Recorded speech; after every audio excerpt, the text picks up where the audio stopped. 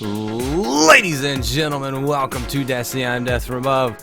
Starting a video on a very familiar place. We've got the good old VOG behind me, and I want to talk about a gun. Not that one. That one. Praedeth Timepiece.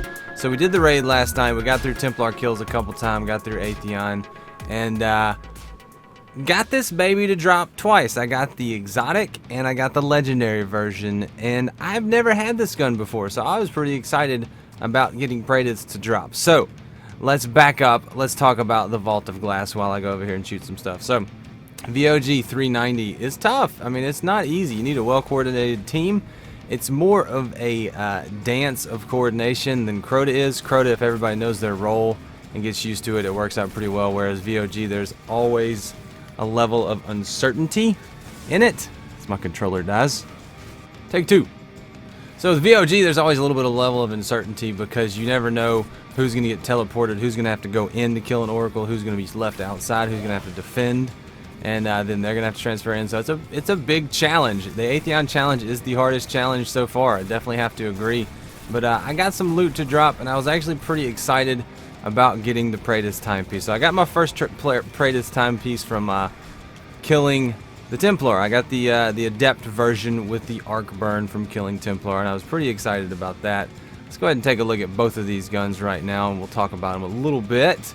But for Freitas Timepiece, I got the first one to drop from Templar. I got the exotic version right here from Templar. I was a little excited, but I knew we were going to go try to kill Atheon later, and I knew that killing Atheon and killing oracles was going to require a legendary because the sleeper simulant was going to take up my exotic slot. So this gun, while very nice and very cool, is not as useful in the raid as the legendary version. So we got through 3 Templar kills, didn't get a single legendary primary. I did get the Praetorian foil, so that was pretty nice. Never had that either.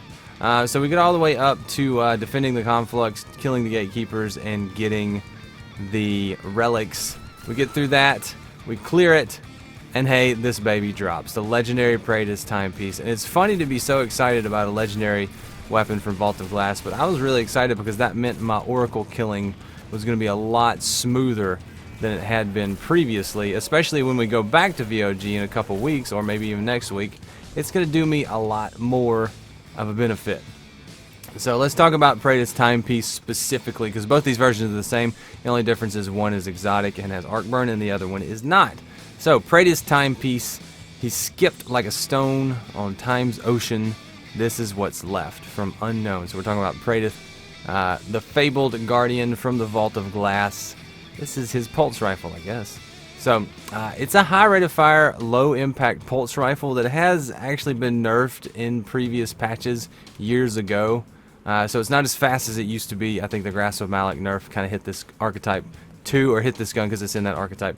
So it does have Oracle Disruptor. All primary weapons, all VOG weapons, I believe, have Oracle Disruptor on them. So you should be able to, yeah, any primary or any weapon from VOG is going to give you that Oracle Disruptor, which is really necessary to complete the raid. But this one has a red dot, and they're all the same. It has 2 red dots. I actually prefer this red dot, but I've been bouncing around between the 3 scopes. I actually like all 3 of them for different situations. In VOG, I'll use the focus lens to get a little bit more range when killing harpies. It's got Head Seeker, Perfect Balance, Field Scout, Flared Magwell, and Secret Round. Honestly, Flared Magwell is probably better than Perfect Balance when you're running VOG, because you're trying to reload a lot more than you're trying to control the stability, because you're pretty close to the oracles. And if you're shooting them from distance, you'll be able to hit them. It's pretty stable. It's pretty center stable. So I was pretty happy with this gun. I was actually more pleased with this one than I probably would have been with any of the other legendaries for killing oracles, because I just felt like this one, it properly functioned. It had the range, it had the reliability, it had an enjoyment factor. It was actually a fun gun to use. So I really liked using this in VOG, and I was glad to have it, and it is my initial experience with this gun. I've never had this gun, so it's a new gun to me.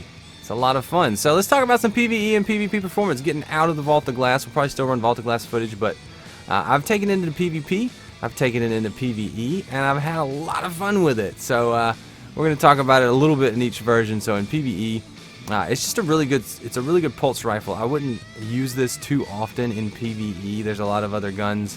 Maybe the exotic version for burns. I'll get it out and have a little fun with this one. when I want to run an Arcburn Nightfall or Arcburn Strike and I just want to play with it. It's a really cool toy. I like having it. But in PvE, solid pulse rifle, decent archetype. It's not something that I would use in PvE all the time, but in VOG, it's definitely useful, and we kind of discussed that a little bit. But PvP, that's where I was most interested, or that was what was most interesting about this gun. The PvP performance and PvP aspect was completely solid. It's a really good gun in PvP. Leave it on perfect balance. Headseeker's really good in PvP. Secret round, I don't know what that does. Still confused on that, but I was leaving it on the red dot, perfect balance, Headseeker, and secret round, obviously, and doing really good work. I don't know if it was from playing previously the night before, but PvP felt good with this gun. It felt real good. I was hitting the headshots, getting center body. It doesn't have a bad recoil pattern, so it's pretty easy to use, and I was just getting the damage out with it. So it was a lot of fun in PvP. I liked running it. I'll probably continue to run it in PvP, mess around with the scopes and the perk sets, and have fun with Praedeth Timepiece. But I want to know from you guys, what guns have you gotten from VOG? Have you done VOG yet? If you haven't done it, you should do it. It's a lot of fun. Get you a team. Even if you just LFG it up and just try to bang around through it, it's still kind of fun just to open the door and get in there and get the silly things and look around. But what other guys do you want me to take a look at, and what did you get? What's your favorite VOG gun, and what do you want me to take a look at? So let me know in the comments, and let me know if you enjoyed this video with a like and subscribe if you want to see more. And until then, until next time, I'm Death from Above. Stay tuned to the channel. There will be more, I'm sure. Anyway, guys, thanks for watching. See you, bye.